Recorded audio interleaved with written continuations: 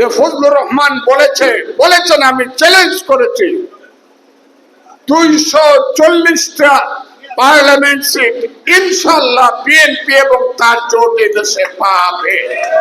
আমরা জানি আমার নেতা এখানে বসে আছে, আমার চেয়ে অভিজ্ঞতা বেশি, কিন্তু আমি আজকে প্রথম কিশোরগঞ্জ জেলার 13টা উপজেলা, 6টা এমপি সিট, 21টা সাংগঠনিক ইউনিট, আপনারা যারা এখানে উপস্থিত আছেন তাদের সামনে আল্লাহর রহমত কামনা করে আপনাদের সবাইকে সাক্ষী রেখে বলে গেলাম 12ই ফেব্রুয়ারি 2026 যে নির্বাচন হবে ইনশাআল্লাহ সেই নির্বাচনে জাতীয়তাবাদী দল দেশ চালানোর দায়িত্ব পাবে ইনশাআল্লাহ বাংলাদেশ।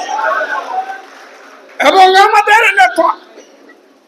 আমাদের নেতা উনি বলেন আমাকে তোমরা রাষ্ট্রনায়ক বলবা না, দেশ নায়ক বলবা না, কাজে আমি উনার কথা রক্ষা করে বলছি আমাদের নেতা উনি তো বলবেন, আমি জানি ইনশাআল্লাহ আল্লাহর রহমতে আমাদের নেতা হবে তারেক রহমান, হবে বাংলাদেশের প্রধানমন্ত্রী আগামী দিনে। এবং কিশোরগঞ্জের 6টা সংসদ সদস্য যে পার্লামেন্ট সিট আছে ইনশাআল্লাহ প্রত্যেকটা সিটে শহীদ জিয়া, খালেদা জিয়া এবং তারেক রহমানের সৈনিকেরা বিপুল ভোটে আমরা জয়লাভ করে আমরা পার্লামেন্টে যাব।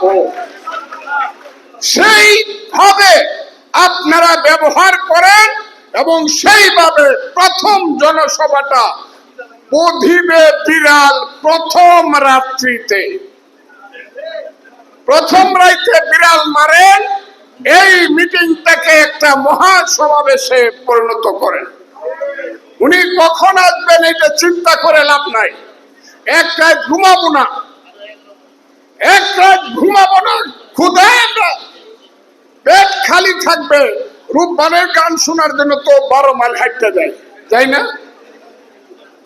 কাজে আমি মনে করি আমাদের অস্তিত্বের প্রশ্ন, বাংলাদেশের গণতন্ত্রের প্রশ্ন, বাংলাদেশের মুক্তির প্রশ্নে তারেক রহমানের এই ভৈরবের জনসমাবেশকে এমন ভাবে আমরা বিপুল আকার করে তুলব যাতে বাংলাদেশের মানুষ মনে করে কিশোরগঞ্জের মানুষ আগামী দিনে বাংলাদেশের নেতৃত্ব দিতে পারবে। আমি আপনাদেরকে আর কথা বলবো না, বাড়াবো না, আমাদের মুরব্বী কথা বলবেন।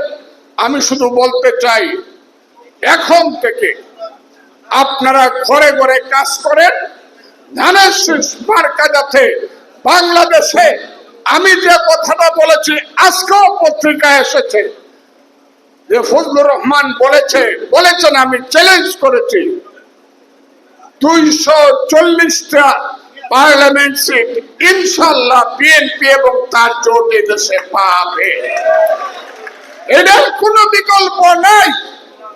কাজে এইভাবে আপনারা কাজ করবেন।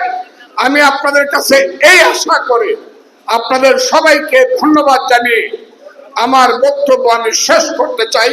খোদা হাফেজ।